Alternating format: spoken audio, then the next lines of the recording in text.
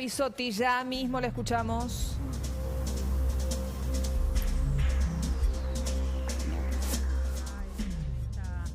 En este contacto para poder avanzar un poco con la información, tanto en función de la situación epidemiológica como en el avance de las coberturas de vacunación. Ustedes saben que estamos transitando la tercera ola en Argentina con un número promedio de casos diarios por mes en el mes de enero de casi 81.000 casos, comparado con el pico que tuvimos por promedio diario por mes en el mes de mayo de casi 27.000. Estamos transitando no solo en Argentina, sino en el mundo un aumento exponencial del número de casos debido a la variante Omicron. Tenemos en relación a las semanas previas,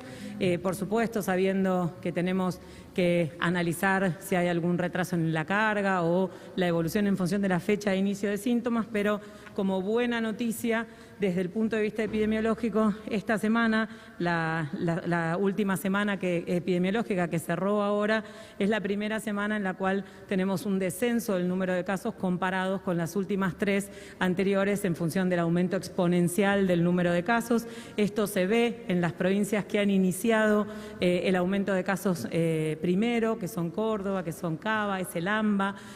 Santa Fe, son provincias que estamos viendo que por primera vez hay después de la desaceleración ya vemos por primera vez en esta semana una disminución. En el AMBA es 18% menos, en el centro, sin contar el AMBA, 31% menos, en el NOA 19% menos, en el sur 35% menos de casos. No es que está cerrado porque se siguen analizando, siempre recuerden, por fecha de inicio de síntomas, pero es un poco, digamos, un indicador favorable y optimista en relación a que tenemos una variante con un periodo de incubación que es mucho más corto, con una transmisibilidad más alta y con la población vacunada con transmisión también más corta, con lo cual la expectativa, si estamos efectivamente en las provincias donde iniciaron el aumento del número de casos transitando el pico, es una buena noticia. Estamos también en relación con el análisis de las internaciones y los fallecidos. Cuando vemos los fallecidos confirmados por fecha de fallecimiento, no por el reporte, que es lo que se confirma y se informa en los reportes diarios, en la semana epidemiológica 2 tuvimos durante toda la semana 387 personas fallecidas y durante la semana, durante el pico de la ola anterior hemos llegado casi a tener 4.000 fallecidos. Tenemos un número muy importante de fallecidos menos, con un número mucho más importante de 3 veces más de casos. Esto es bien importante aclarar porque nosotros lo venimos diciendo permanentemente, si bien esta variante es más transmisible y menos letal y causa fundamentalmente enfermedad leve o moderada, al aumentar el número de casos de una manera tan importante, el número absoluto de personas internadas y fallecidas va a aumentar. Lo que tenemos que ver es la proporción en relación a la cantidad de casos y eso es bien diferente. Y las personas que están internadas también son personas que tienen una enfermedad diferente, tienen menos necesidad de respirador, menos días de oxígeno, menos flujo de oxígeno. La ola anterior del año pasado, la necesidad de alto flujo de oxígeno fue muy importante y además eso puso en tensión la provisión de oxígeno. Ustedes recordarán que se había triplicado la oferta y estuvo también al límite en función de eso.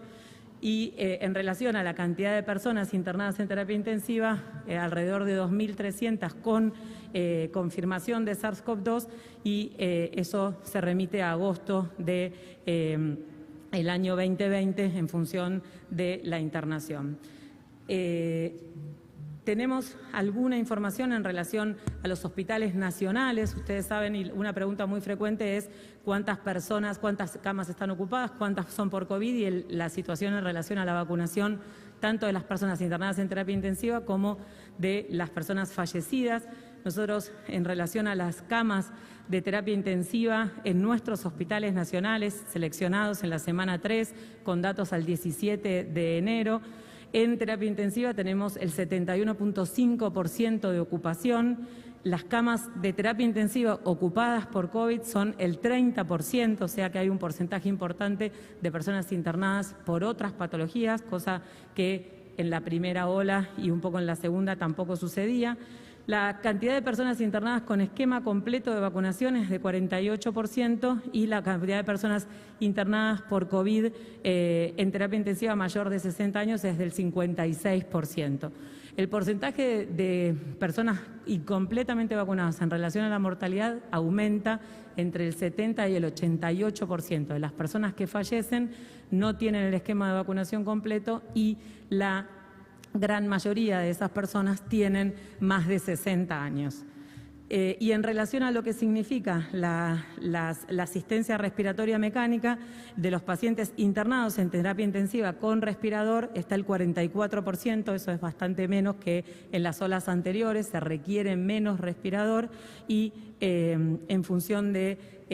las personas que tienen asistencia respiratoria mecánica, o sea, respirador, con el esquema completo, ese porcentaje baja al 30%. Así que las personas que tienen el esquema completo tienen menos posibilidades de ir a terapia, cuando están en terapia intensiva tienen una enfermedad más leve, tienen menos posibilidades de ir a respirador y menos posibilidades de fallecer. Es muy importante porque en esta situación va a haber personas vacunadas que tengan la enfermedad y también va a haber personas vacunadas que puedan tener enfermedad grave y complicarse e incluso fallecer, teniendo un porcentaje tan alto de la población vacunada. Eso es lo que sucede también en otros lugares del mundo y lo que vemos es que la posibilidad es menor y la gravedad de la enfermedad también es menor.